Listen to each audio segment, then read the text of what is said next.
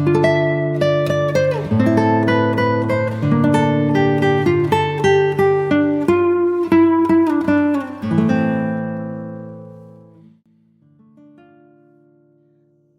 gabi sa inyong lahat mga tropang Dear Kuya Allen.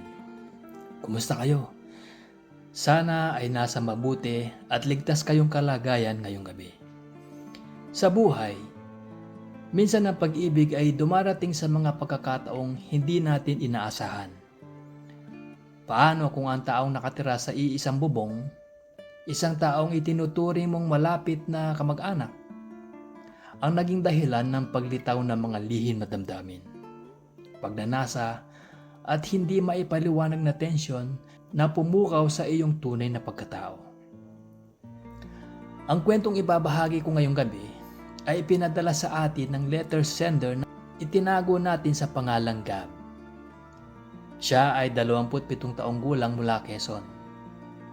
Isang kwento ng pagnanasa, lihim na paghahangad, at ang gabi na nagpabago sa kanya at ng kanyang tito. Tara, samahan niyo ako sa kwento ni Gab. Oh dear Kuya Allen,